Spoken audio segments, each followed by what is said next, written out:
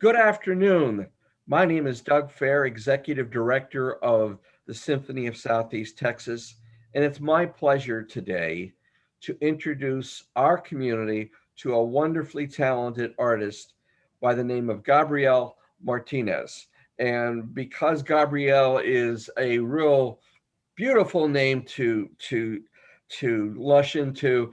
We're going to make it easier for our maestro Chelsea Tipton to just call you Gabby if you don't mind. But we are just delighted at the prospect of having you with us. And I would then also like to introduce someone who is no stranger to the SOST Facebook pages, and that being Maestro Chelsea Tipton. So I will let the two of you have fun. Thank you so much for doing this, and we'll look forward to the outcome. Thank you so much, Doug. Gabrielle, it's so nice to finally meet you. We're excited about you coming to Southeast Texas in Beaumont. Now, you live in this region, in Houston area, is that correct? Yes. So thank you, Doug, for the introduction. And it is so wonderful to meet you both, even if it's through the computer. I am so thrilled to meet you, and I am so looking forward to coming to Beaumont soon. I'm not that far. I'm actually living in Houston right now. My husband got a job here about 3 years ago. 4? I think it's been 4 years. So I'm just a short drive away and can't wait to be there soon. Nice. Where else have you lived? Now, where are you originally from? Sure. So I am originally from Caracas, Venezuela, and I moved to the United States in 1996 and lived in New Jersey for a few years. We moved up, my whole family came so that I could study at Juilliard pre-college. And then I moved to New York City, where I also went to Juilliard, and I stayed there until moving to Houston. Wow. I spent all of my adult life there. I spent some time also in Germany studying postgraduate school, and now I'm in Texas. Now, did you participate in the Van Cliburn competition at one time? I did. I believe. Can you tell us a little bit about that experience for you? Sure. I'm trying to think of the year. I believe it was 2005. Okay. Just a short little while ago. And the Van Cliburn Foundation is so wonderful and so special. It was a truly wonderful, unique experience. And one of my favorite things about it was that I was introduced to Texas. I hadn't spent a lot of time here before, and I got to know Fort Worth, the Fort Worth area, and Dallas. And from the competition, I got to perform a lot in many towns in Texas all throughout. So it's pretty fun to take road trips and get to see everything. So it was my introduction to Texas, and I loved it. It's fabulous. We perform in the Julie Rogers Theater, and Regina Rogers was related to Julie Rogers, and she had quite a friend relationship with Van Cliburn, and so she often she helps to pay for the artists to come. And she says if they are a Van Cliburn participant, she will support that and give us the money for that. And so there's been quite a relationship between Van Cliburn and Beaumont as well. So how wonderful! It's such a great, Van Cliburn competition is such a great tradition, and it happens every 4 years. Let me ask you this. This is kind of a general question. What makes a good pianist? Oh my goodness. A good pianist. Okay. Let's get into it. That is a very, very difficult question, because how do you define good in music? Yeah. I think in general, I find that it's important to communicate with the audience, to tell a story. And if you can do that, I think that's the most important thing. I think that we have the privilege of performing music that was written for us, and we get to tell the stories of these great composers, and we get to share it with audience members. And I mean, nowadays online and in many different ways. And we're so lucky to be able to tell these stories and share them, whether the audience is hearing it for the first time or they've heard it 100 times. We have the opportunity to go on a journey and, experience music and go to a faraway place for the first time. Yeah. So if someone can do that, they're good. It's a tough question, and thank you for playing along with that question. For me as a conductor, I think one element that I love with a very fine pianist is to be able to listen. So there's a conversation between the musician, the conductor, the musician, the pianist. I've worked with some pianists who said, we want you to be a shadow and just follow everything that they do. That's not much fun, but to have that kind of interaction. And I love how you're phrasing that of telling the story of the music.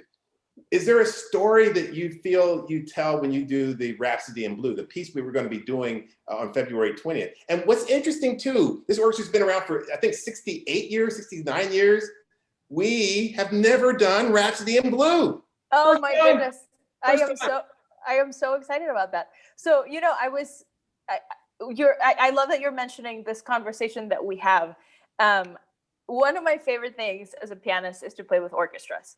It's large scale chamber music, which means, you know, it's just such a special energy. It's my favorite thing on earth. Just to be able to have a conversation with you, with every single musician, it's truly unique. And in a piece like Rhapsody in Blue, it's particularly special because Gershwin gives us, you know, this unique task, which is combining, you know, classical music with jazz influences. And he has this world of amazing melodies and just very inventive rhythms that we get to go through. And I love that the Rhapsody it's a little bit unusual in the way that it's written, that it's just a one movement piece, and it really does travel and encompass so many different worlds, right?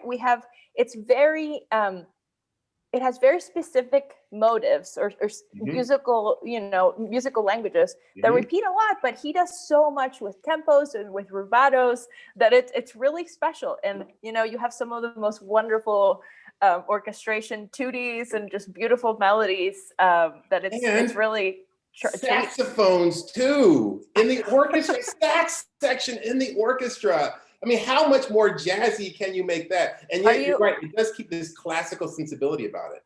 You should have them stand up at some point. We should. That's not a bad idea. I don't think they'll like that. I apologize. Yeah, I mean, I love that it does bring together this synthesizes classical and jazz components. You have certainly jazz rhythms, jazz harmonies, the sound of the orchestra having kind of the three saxophones in there, but also, you know, we don't have, when I think of jazz, I think of swing.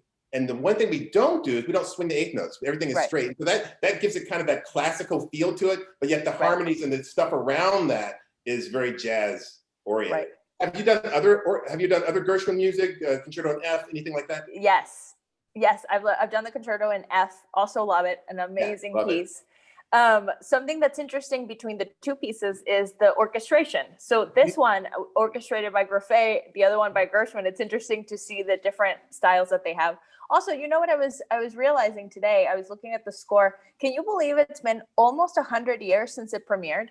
I looked up. It was premiered in New York in 1924. Can you believe it's 2021? Wow. But it was the original version, which I guess was smaller, and it was like a wind more like a jazz band type. Right. Yes. But it's cool to have been able to hear different versions of it, the original one and the orchestrated one now, and it's quite fun. It's a fun, you know, every moment is so fun and exuberant, and it's really one of my favorite pieces. And I'm a clarinetist. I'm a clarinetist, and I've never gotten to play. Then could you speak about the first few seconds of the piece? Well, we got the trill, and then we have the scale, and then we have a glissando, which is. Would you like to sing it? Pardon? Would you like to sing it for us? It's so hard to do. And I know our principal clarinetist, Ron White, is excited about he's been with the orchestra 25 years or so. He's very excited about having a chance to finally get to do that iconic opening. It sounds so fun. So let me ask you this. I think in closing, I always like to ask artists such as yourself this. If you had to give a young person, this is a surprise question, a young person, they said, I want to be a classical pianist. What would be your advice? Because let me just say this. When I went to my friend across the street, Sheldon Morgenstern of the Eastern Music Festival, I said to him, he was a conductor, and when I was in high school, I said, I want to be a conductor. He said, it'd be the worst mistake of your life. That was just, and I'm like, oh. But then he went on to say, this is what you should do. And I didn't get it. Now I see how complex it is. What would be your advice to a young person coming up to you saying, Gabby, I want to be a classical pianist? What would you say? Okay, I would say that is very exciting because I think everyone should have music in their life forever. Yeah. Unfortunately, I don't have any magic tricks. I really wish I did. I would use them myself. The only way to improve is to practice every single day. I am sad to report. But I would say that, living life is also important. We can't be in the practice room all day. I would say read books, watch old films, go outside, explore nature, explore the world, cultures, because truly as musicians, we bring in everything that we are into the music. So practice a lot and also live life. That's great advice. Great advice. And especially during this time that we're going through with the pandemic and everything, we have to continue to try to expand life. And that's why we're trying to continue to have concerts. And we're happy you're going to be coming to join us in Beaumont with the Symphony of Southeast Texas, February 20th. We'll have 2 performances, one at 1 p.m. and then the other at 7:30 on that Saturday. The evening concert will be live streamed. So we want people to come out. They can call our office, 892-2257, or go to sost.org to find out information. You're a delight. People are going to love hearing you play. I'm looking forward to meeting you in person and working with you in the coming weeks. Thank you so much for coming. Thanks for coming and joining us. Of course, thank you.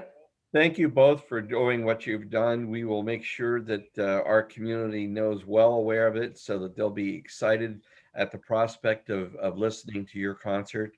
Sounds good. It's a random tidbit that I was just thinking about. So this will be my first concert with orchestra since everything shut down. And the last piece that I played was the Rhapsody in Blue in Ohio. Oh my God. What? Yeah, because what I did after, I was in Grand Rapids and we played through the rehearsal, and I just knew, like, I had a feeling that it wasn't going to happen, and they canceled the concert. But the last actual concert that I played was Rhapsody in Blue, so I'm reunited. It's with the best piece, and it feels so good. Yes, it's so fun. I'm so excited that you're doing this piece. It's very exciting. We're looking forward to having you. Thank you so much.